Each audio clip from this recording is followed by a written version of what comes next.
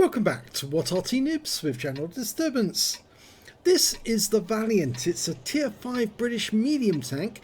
It's located on the north spawn of Lakeville and it's under the command of ProvoBob. Now, ProvoBob is a bit of a masochist when it comes to this tank. Yes, you can see 3 marks of excellence on the barrel and he still likes it. Yeah, it's probably described by David Fletcher as the worst British tank ever designed. But ProvoBob's persisting and he's getting very good results.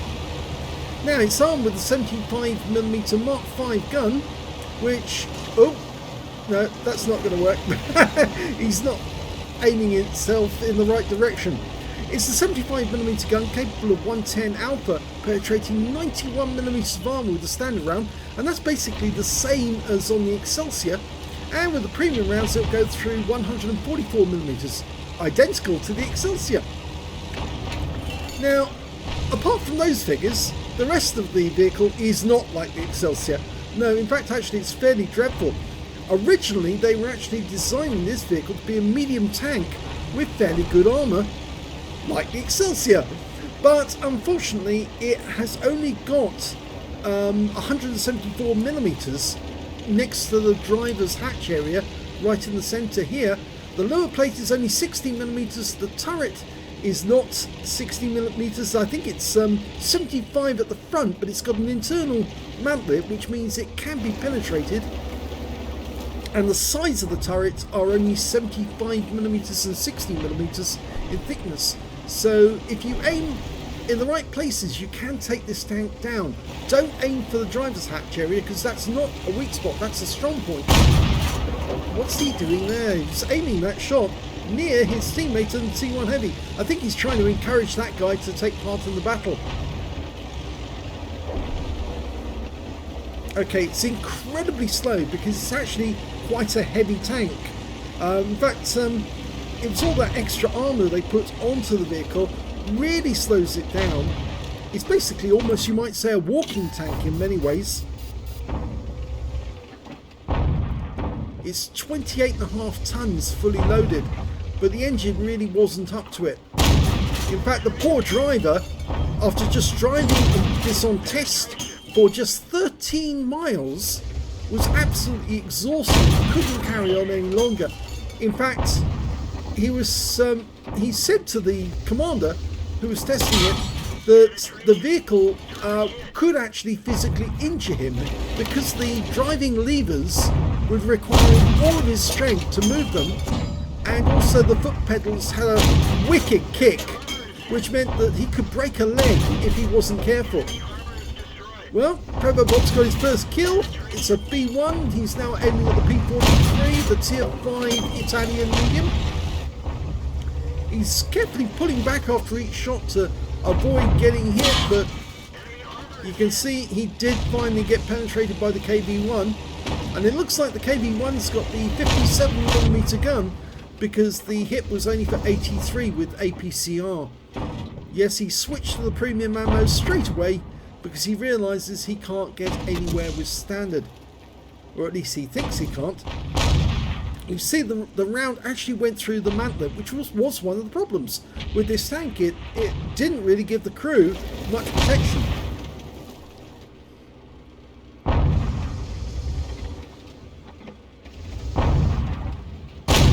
Oh, didn't get that one in. You see ProvoBob's blasting away with the premium ammo as well. He doesn't need to do that with the P43. It's very weak armour on that Italian tank. He was aiming for the mantlet, or the top of the turret, to get the roof, but yeah, you can see he's getting pens now. But standard rounds will probably do the job. Now, they actually did design a second Valiant, which was going to be based on the Excelsior tank. And apparently one was actually built and it was taken to the test ranges, but they don't know what happened to it after that. Nice kill. He aimed for the cupola and he got it. The thing was, the project was abandoned in the end, mainly because they built the Chieftain, was it Chieftain? No, it's the Centurion, not the Chieftain. They built the Centurion, and that was proving to be much, much better than this tank, so they abandoned this one altogether. This tank was originally going to be used in the Far East, and so it didn't require a hefty speed, because Japanese tanks weren't that fast. It was designed really to be a walking tank, you might say, with very heavy armour.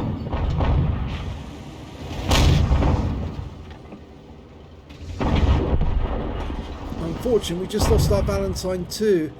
And they've lost their Panzer IIIJ.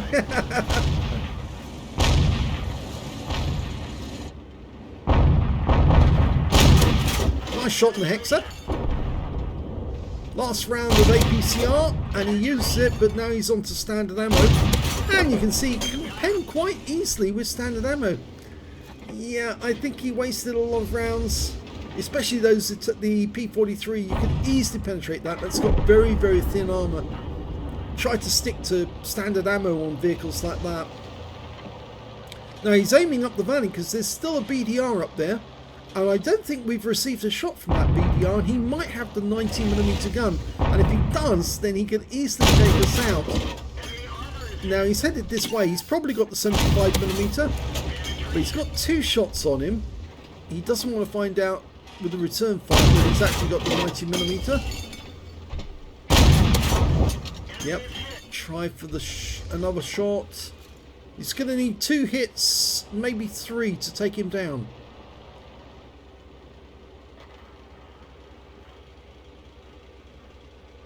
Now I didn't mention at the start, this is 3 replays by the way. It's a big video, a long video.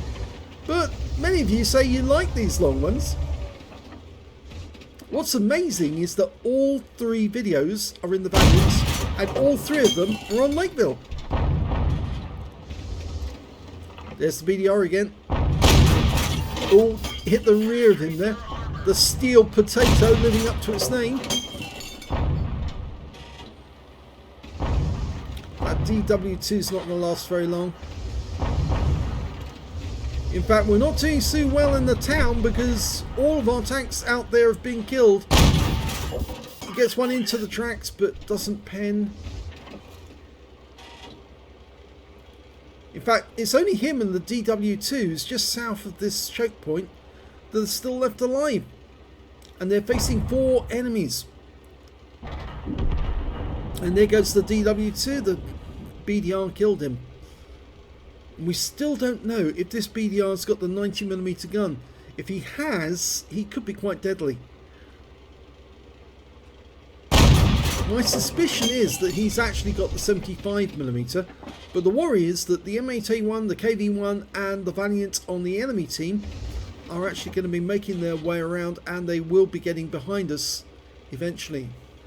The first one to arrive behind us will probably be the M8A1. And I think that ProvoBob's decided, yeah, he probably needs to deal with that first. I would head straight back to his own cap. He's decided to be defensive.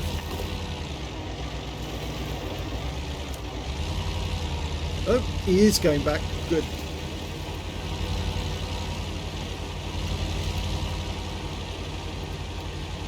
The BDR is going to be a little cautious about coming up the valley. A lot of people don't realise, or they do find out eventually, that the valley is not the place to go because it's actually got, it's very, very muddy. You've got terrific terrain resistance, which makes it very slow for vehicles to move up here.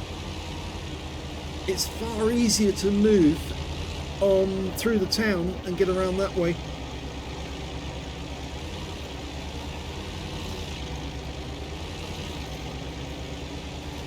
You see that ProvoBob's festooned the turret with markings. Oh, and the M8A1 actually came back and has gone up the valley, and he's actually firing HE rounds. Was it? No, APCR rounds. And he did manage to get around into the engine. And from the looks of the hits he's receiving, that guy does not have the 57mm. He has the 3-inch gun. and he's starting to get hit.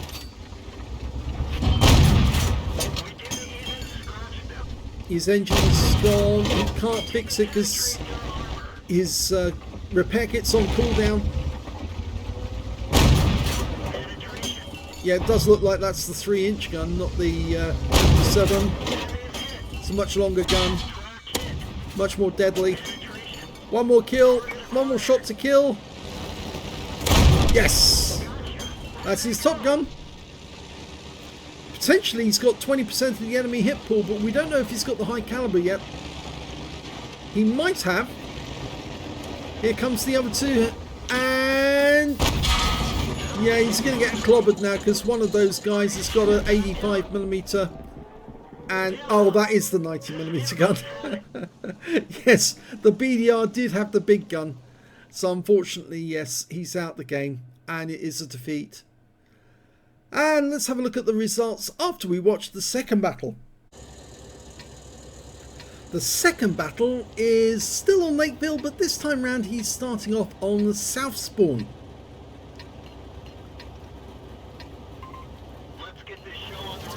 Okay, now which way is he going to go this time? Is it up the valley? Yes, it is. Not my choice. I would normally go to town. I think you can get much more damage in the town than you can in the valley, but there are occasions when it's useful to go up the valley.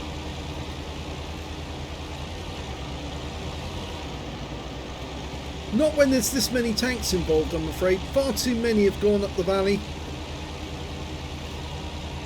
And I know some expert players, especially people like Sir Havoc and Steve Walst, would advise everyone not to go the valley. It's the worst place to go unless you have to go to valley because nobody else has decided to go, in which case you're just basically providing a holding action. But these guys, well, far too many of them gone up the valley, and as a result, not enough have gone to town.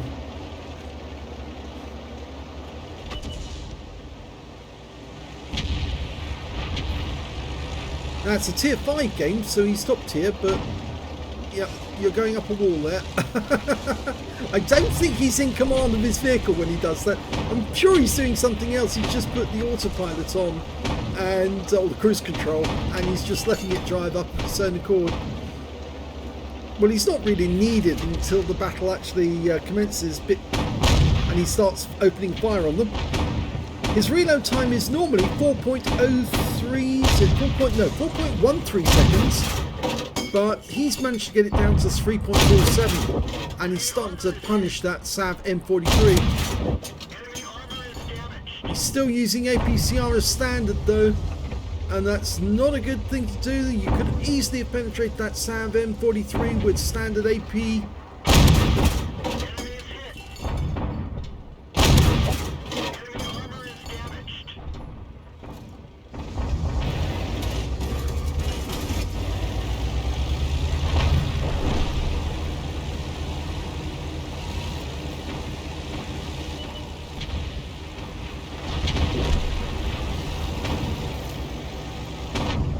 Looks like his team have come up against stiff opposition now, and they're starting to pull back.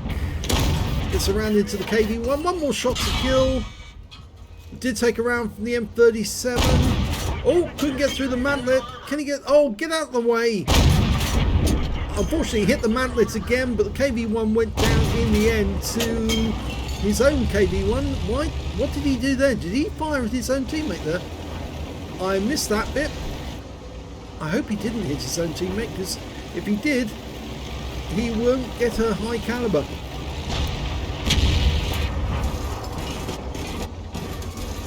Okay, we've got the rear end of the Cavalier, and he's giving his KV-1, who was backing up, a bit of an urging to move forward, a bit of encouragement, we might say. Okay, and he's taking his position as the lead tanker now. The Matilda up ahead is also a tank that's made from cast metal pieces. The Valiant was made of cast bits which were bolted together. In actual fact, that's one of the bad points, because bits that are bolted together can be ruptured apart if the round hits them in the right spot, or if they get hit by an HE round. Okay, can't get a shot on the Cavalier at the moment. He's around the corner. Ground's in the way. Here we go. No, that one missed. And in fact, actually, he just got hit by an M10 RBFM. He can't see. So he's having to pull back. And if that Valiant doesn't pull back, he's going to lose a lot of hit points. When you can't see the enemy tank that's hitting you and doing it repeatedly, you have to pull back. And ProvoBob learned that lesson. The Valiant next to him didn't. And as a consequence, he's now at the game. And, well, that's just a proxy spot. But it does mean the M10 can see him. And I think the M10 did move to the left. Yes, he did. Well, at least somebody did. The M8A1. The Scot.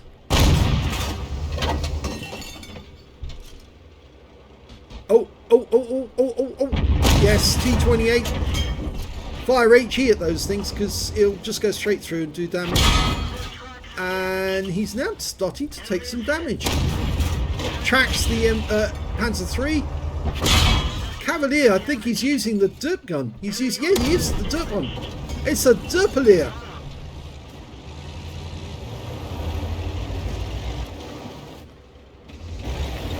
That's why he was getting pens, because he was using HE rounds rather than standard AP.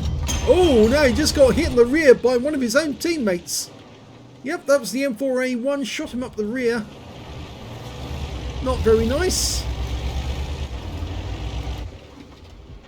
Okay, Leopard. Yes.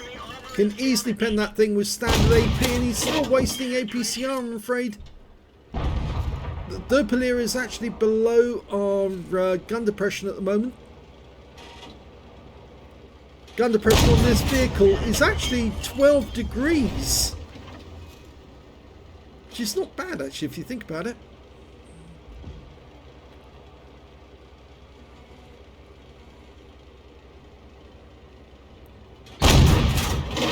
So, blind shot firing. There's the Leopard. Go for it. He's behind the building. No shot. Ah, he's moving, he's moving.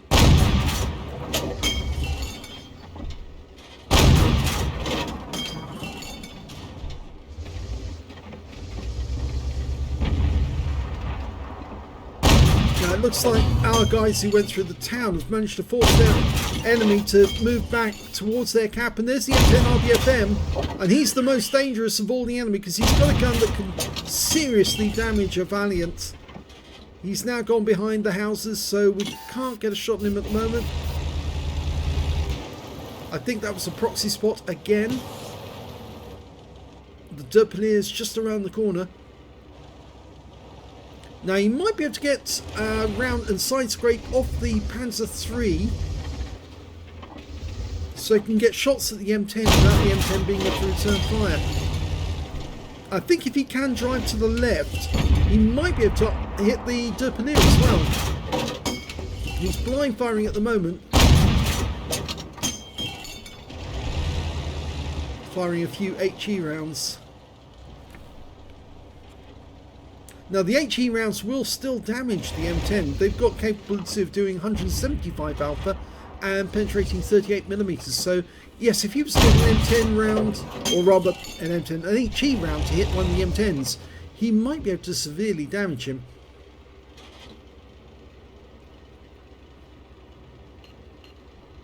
They've got numerical advantage, and apparently he might have 20% of the enemy hit pool, but we don't know if he's going to lose the high caliber, because he did, I think he might have shot one of his teammates up the rear, that KV-1. But I think his teammates are quite happy for him to hold this position. The KV-1's gone around the hill to the left, and the M4A1's doing the same, so they can get shots on the Cavalier. He's now decided that yes, he can side scrape out this corner and try and get a shot on that M10.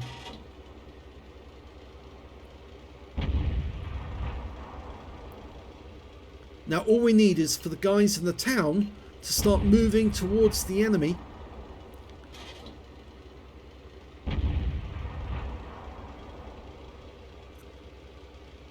The alternative is that ProvoBob can turn one of these tanks sideways, push it forward into the enemy cap area, and then force the enemy to come out. At the moment, all he's doing is wasting ammo.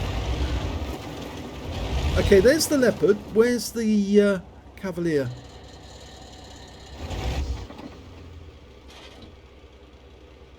He's kind of exposed now to the M10, but he's not firing. And the M10, I think, is right down the far end near the town. Okay, so he can go into the cap behind that wreck of the Matilda, and that will put pressure on the M10 to come back and address him. And in the meantime, he also might be able to get a shot into the Cavalier if he comes around the corner. Yep, he's suddenly remembered there is a Cavalier there. There he is. Now move out behind the Matilda, use that as cover from the M10, and then kill the Cavalier. Unfortunately, their M4A1 just killed our M4A1, and the Leopard's coming towards him, but he's not looking in the right direction. Here he comes.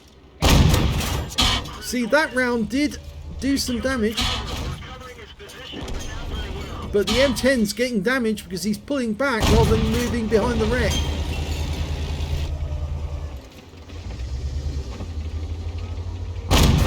That's better. He's firing AP now.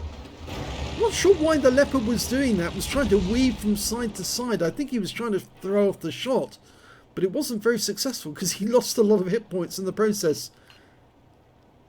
The others are saying for the guys in the town to move out. I think the M4A1 can do that. I'm not so sure the Birch gun ought to. I think the Birch gun would be better off just firing rounds at the Leopard. They did kill the Cavaliers, so you don't have to worry about him. The rock's in the way. You can't get over that. Oh, missed his chance.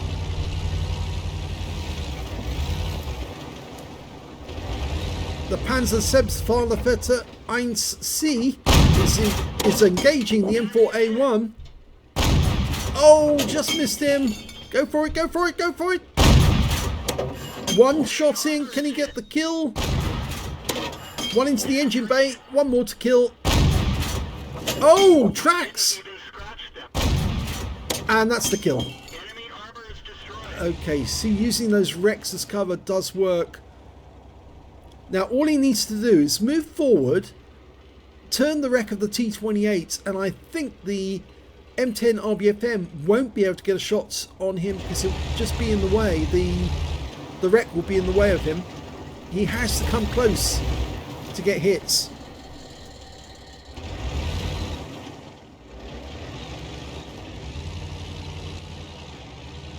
I think the M10 has got, well, he obviously has got the standard gun.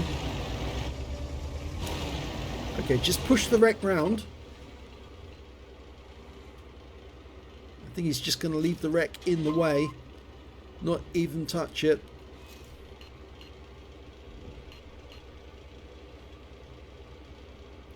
Just need that M4A1 to move up, and he's not moving up, and in fact the Birch gun is doing it instead, which is very dangerous for the Birch gun. Yep, that M4A1 is not helping our team at all. I know it's 3-1, but ProvoBob can't afford to take another shot from that M10. If he does take a hit, he's probably going to be out the game. And I think the rest of the members of the team are getting really annoyed that M4A1's not doing anything. Here comes the M10. Gets one in. Pulls him to cover. Now side scrape out so he can't get a pen into you. Oh, he's decided to move the wreck at last. Yep, good. That's a round hit the tracks, or hit the side, bounce, turns the vehicle. Now he can get a hit. Gets one in, one more to kill, and the kill shot goes to the Birch gun. The brave Birch gun came out and got the final shot of the game, and that is a victory.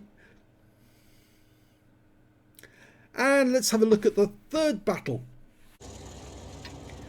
The third battle in our video is from the south spawn of Lakeville again, just like the last one, and he appears to be in exactly the same position as he was in the last game. Okay, well, will he go Valley? Yes, he does.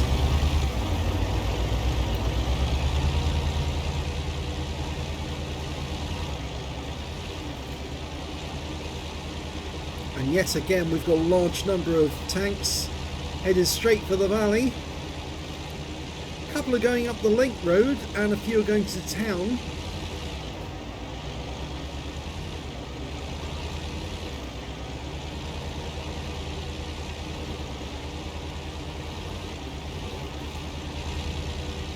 Oh, no, don't be a naughty boy. You're pushing somebody forward when they don't want to go forward. That makes you a troll. Don't be a troll. That's better. Yeah, if you're trying to push people forward like that, all you're going to do is make enemies. You don't want to do that. You really don't. Now, in this game, there's not enough players overall, and there are some bots. The bots are identified by having colons in front of and behind their name, and that's why I've changed the display so you can actually see the names to know which tanks are bots and which ones are not. The Su-85 up ahead, that appears to be a real player. The BT-7, that's a real player as well.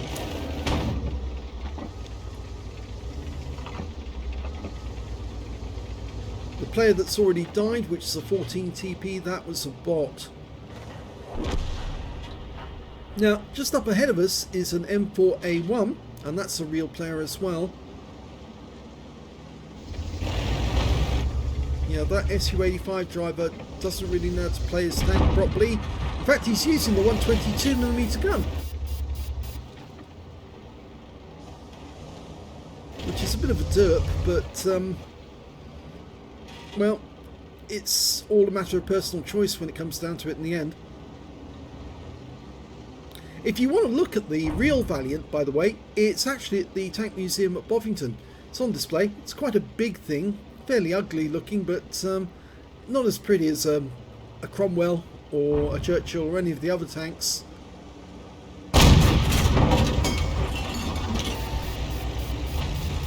Now, apparently, they do use the Valiant as a training aid.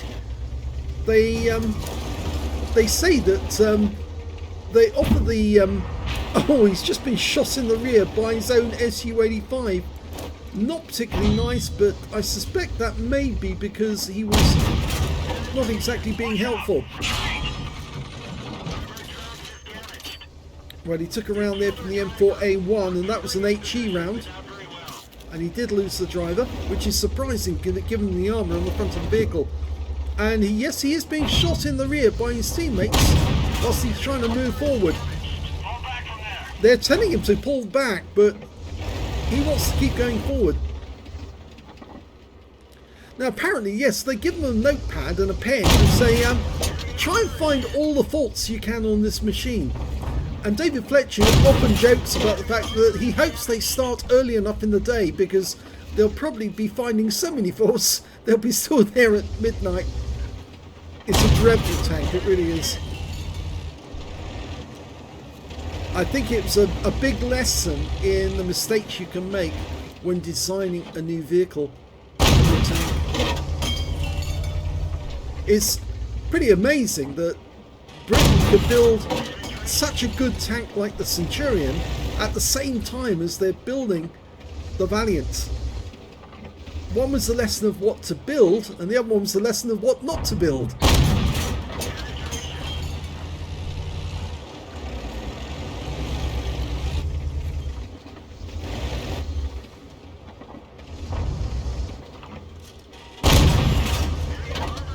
Now, if you ever get the chance, I do hope you subscribe to the Tank Museum YouTube channel, because there's a rather interesting video on the Valiant. David Fletcher goes into it in great detail. I also believe there is on another YouTube channel called The Armoured Archives, which is hosted by Ed Francis, and he also goes into the A38, which is the Valiant, and explains how it actually came about. Oh, that's good. Okay, nice bit of shooting. In a sense, actually, it's a good thing that that ProvoBob's actually moved forward like he has, because he is the only one actually getting decent damage on the enemy, and it's all to himself. Nobody else pressuring him, pushing him back. The only thing he's got to watch out for is that M4A1, who could shoot him in the side with an HE round when he goes around the corner. Can't get a shot on the duck because he's in the dip. Oh, no, he can. Nice. Still using the APCR though. He should be using HE or standard AP in the right places. He is getting good damage though. That is good. And he kills the 40. Kills the duck. It's roasted duck now.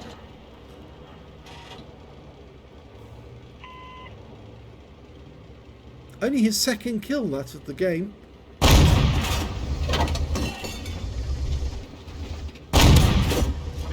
Panzer 38 1AR-M, or is it 1AR-M, which is state-of-the-art Panzer 38 tank, is actually fairly thin armour, so he can penetrate that with standard ammo.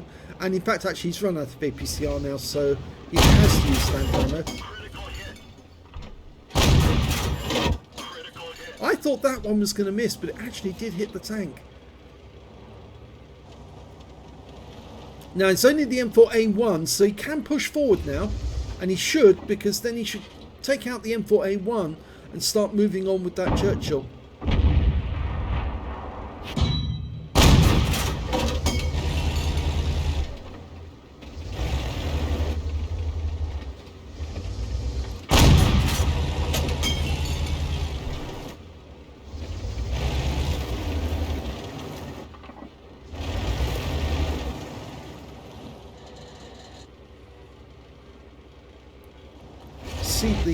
All of our guys in the town have been defeated, which means the enemy will be approaching from the towns shortly, but we've got a huge number of tanks in the valley, and the scores are still, well, fairly even. There's only one tank in it, which means that there was too many tanks in this valley. The rest should have gone to town.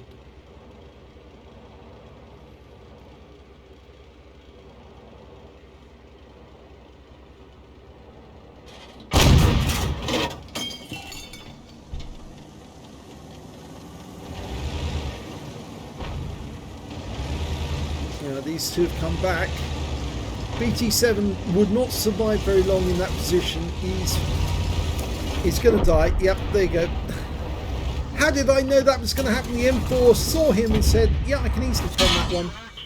And now ProvoBob's got some extra armour. Yes, the BT7 driver has kindly donated his tank to be a little bit of extra armour. Not quite sure he meant that to be in that way. Here, have my tank. Yeah, I think he's wasting time here though. There's only 6 minutes left, 6 minutes 20. I don't think he can quite push that BT7 forward, but he can still use it as extra armor. There's a Panzer IV hydrostat. And he's bouncing rounds from the enemy T-67. Oh, no, he didn't bounce that one. And the Su-85 is now trolling him by pushing him forward. And the M4A1 on the enemy team finishes him off and saves us the worry of having to deal with a troll on our own team. But there again, ProvoBob was a bit trollish himself at the start of the battle. Potentially he's got a steel wall now from this game. He's already earned at least 20% of the enemy hit pool, so he might actually have a high caliber, but then he did. I think he might have hit his own teammate. I'm not so sure. He might have a high caliber. The enemy's popping out every now and then. Oh, good shot. And here comes the M4. Thank you very much. That's one round he got in. And he's tracked the looks, get another round in, and one more. Keep going, and the M4 comes into sight, go for the kill on the looks, one more, And he gets the kill shot. So that's his third kill. T67 still putting rounds in every now and then.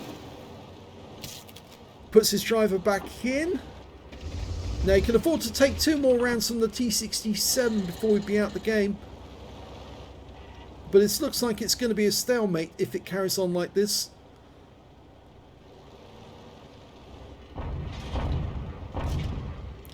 Good. The Panzer IV Hydrostat just took a big round, so he's a one-shot now.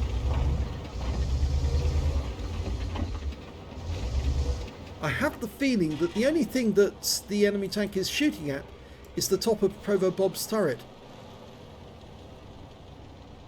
Yes, he did get one through the mount, one through the gun as well. And there's the T67 saying, I'm here. Just can't see him. ProvoBob hasn't got a whole lot of ammunition left as well.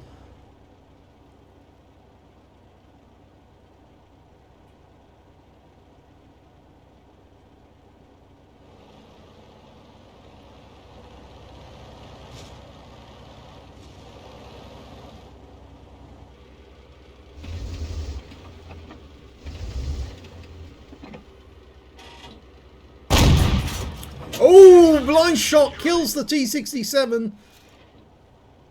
Excellent. Managed to work out where he was. I didn't figure that one out.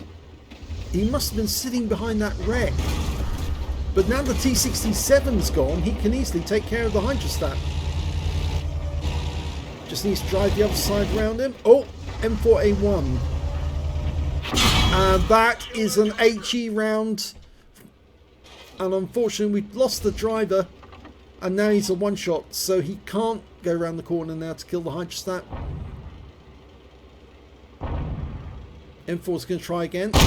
Nope. Wasn't on target.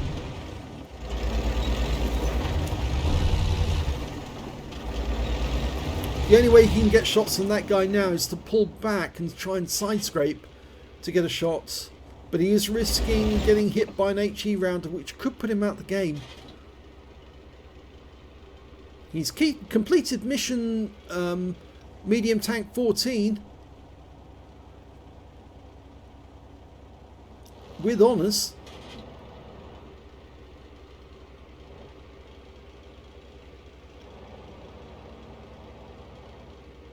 The enemy, the rest of the team seem to be keeping the hold of the cap as well. So there's the 2-minute hooter. And he's side scraping back. Oh, now I think the M4A1 made a bit of a boo-boo, and there's the Hydrostat. Got him. Yeah, the M4A1 misaimed that one, and so ProvoBob was able to pull back. It encouraged the Hydrostat to come around the corner, and he finished him off.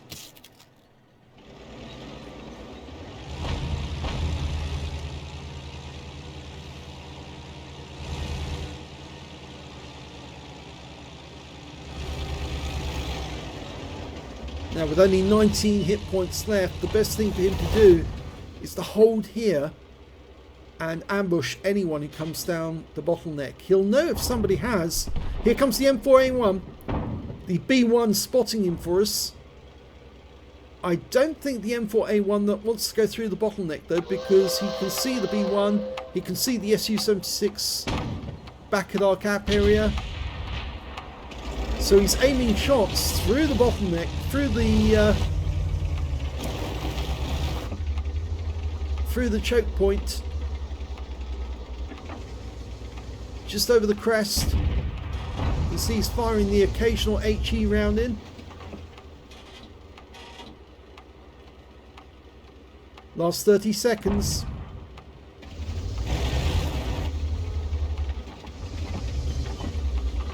I wouldn't risk it, ProvoBob. Stay back. There's only 3 left on their team, but they do have the advantage. Oh, here he comes. Oh, he fluffed it. He could have killed ProvoBob if he got 1 round in, but he's fluffed it, and that's it. The game's about to end. And it's a draw. The enemy only had 2 tanks left at the end, but it was a draw. Let's have a look at the end of battle stats for the first game, and then we'll go through them one by one. Here's the end of battle stats for the first game, and that was the one which started in the north, if you remember. But I'm afraid, yes, it ended up a defeat because I'm afraid he did get wiped out in the end. He did manage to get an ace tanker in that game. It's not the first time he's had an ace tanker. He's had one before. He also managed to get a duelist, fire for effect, and a bruiser. He did get the high caliber in that game. He did more than enough damage to earn that one. And he also got 6 kills, so he managed to get a top gun. And his win rate from that battle was 10,980. He did 2,336 hit points of damage. The next high scorer being the KV-1 on the enemy team with the 85mm gun. He got 2,129. And that BDR, well, he actually managed to get the 3rd highest damage, and he did have the 90mm gun. So he could have taken out ProvoBob at any moment with one closely or carefully aimed shot, but he just didn't do it. When it came to kills, it was ProvoBob again with 6 kills. 4 kills went to the BDR, 3 kills went to the DSPZ, and also to the KV-1, I think with the 85mm gun. I'm pretty sure that's the reason why he's got that so many hit points as well. When it came to base XP, it was the KV-1 who did the best. He got 1,000. The next high scorer being the other KV-1 with the 57mm gun. He got 899. And then we've got ProvoBob with his Valiant at 863. So not so bad. 3rd place on XP. In that game. There was some bots in that game as well. We didn't see that at the start. He fired 49 rounds, 34 direct hits, 25 penetrations, damage of 2,336 hit points, of which 345 were at more than 300 meters. He received 19 hits from the enemy during that game, 8 penetrations, 11 non-penetrations, and block damage for 810 hit points. He spotted 3 enemy vehicles, damaged 7 of the enemy, killed 6, and did 69 hit points of spotting assist. On a premium count, he earned 40,830 credits, got 30,000 for completing a mission in events, and 4,500 for courageous resistance for getting an epic medal or battle hero medal in a losing or drawn game. Total of 75,330 credits altogether, but he did fire a lot of APCR, and as it meant that he actually ended up with a loss of 8,394 credits for the game. 1,294 XP, 715 for courageous resistance, 804 from premium vehicle, took away 2,814 experience points altogether. So not a bad game from ProvoBob's point of view, except of course that he was facing enemy tanks with much better guns at the end of the game. He was still trying to fend them off with a 75mm, which is not bad. It's just a little bit of an ask to try and take so many heavy tanks down at the end of the game. Let's have a look at the second game. That was the victory. And that was the one where they were heading north. And he was facing that M10 RBFM. He got an ace tanker in this one as well as a fire for effect bruiser medal. He got a Spartan because he blocked a shot, a non-penetrating shot from the M10 towards the end of the battle when he had less than 10% of his hit points left. He also got a steel wall for blocking the most damage in the game, and a Confederate for hitting more of the enemy than anyone else. His win rate on this one was 10,146, which is still super unicum level. And if we look at the team score, we can see that he did get the highest damage in the game, but he didn't get the high caliber. Yes, why was that? Well, he shot his teammates up the rear. Out of frustration, I think that KV-1 was getting in his way, and as a consequence of that, he lost the high caliber, which went to the M4A1 on the enemy team. He picked it up for 2,001 hit points of damage, less than ProvoBob, but then again, he wasn't petulant, I'll put it that way, petulant, and shot his teammate up the rear. The 3rd highest damage in the game went to the KV-1 on his own team with 1,427 hit points. When it came to kills, we can see that the Birch gun managed to get the highest number, in fact including the last kill of the game. He managed to get 5 kills, 3 kills went to ProvoBob, also to the Chaffee and to the M4A1 on the enemy team. When it came to base XP, it was ProvoBob who did the best with 1,418, the next high scorer being the Panzer Selbstfallerfetter 1C, 783 to him. And the KV-1 managed to get 755. He fired 55 rounds in this game, 32 direct hits, 26 penetrations and 1 splash. Damage of 2,650 hit points, of which 702 were up more than 300 meters. He did have to fire from the cap area into the town, so that's why there was so much damage at long range. 13 hits received, 4 penetrations, 6 non-penetrations and 3 hits by way of splash damage. He blocked damage of 845 hit points in total. Spotted 2 enemy vehicles, damaged 10 of the enemy, killed 3, and did 491 hit points of damage assistance, plus he got 86 capture points in the cap whilst he was forcing the M10 to try and get that reset. So the M10, if he'd had a lucky shot or used an HE round, might have ended up with a Defender medal. But I'm afraid, yeah, he couldn't get that pen. When it came to credits, he earned 49,665 credits from this game, but yet again, he was using far too much in the way of APCR, and he ended up with a bigger loss this time of 34,073 credits. You've really got to start using the AP rounds. You will make a lot of credits if you use the right round for them, and most of the tanks at tier 5 you can penetrate with the standard AP. 2,127 XP, 2,664 for completing the mission, 851 for this being a premium, took away 5,642 experience points altogether. So this one was a much better game. Of course, he did do the right thing towards the end to use the Rex as cover. I did suggest that a little earlier on, but I think he was a bit cautious about going out into the open whilst that Derpelier was still there, because he felt that he was probably going to get shot in the side if he did. And I felt, no, it was much more confident. The moment he was out behind that wreck, if the Derpelier came around the corner, he was going to be on the receiving end. And you saw that M10 was having a lot of difficulty trying to get a shot into him whilst he was hiding behind the T28.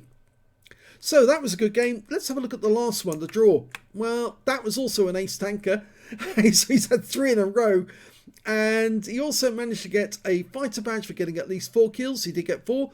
A shell proof for blocking more damage than the hit points of his own vehicle. A fire for effect for doing more damage than the hit points of his own vehicle. And a bruiser medal for getting at least 5 critical hits. He managed to get 11.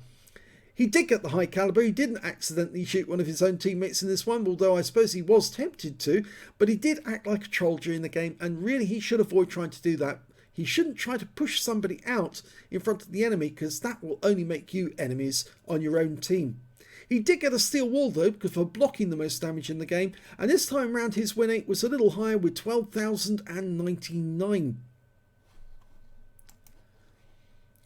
You can see that he did do the highest damage in the game, 3,151. The next high scorer being the T28 on the enemy team, 2,210. That guy, well, he drove out in front of a tank which could easily penetrate him with standard HE. Big mistake for a tank like the T28. You really should act like a sniper, because your armour isn't strong enough to actually withstand the 75mm shells that are coming from a Valiant. Standard AP would have been enough, but I'm afraid, yet again, ProvoBob was firing far too much APCR. We can see that in the end on this one, there was only 2 enemy tanks still alive, and one of those was a bot. The one that wasn't a bot was that M4A1, who was being very deadly.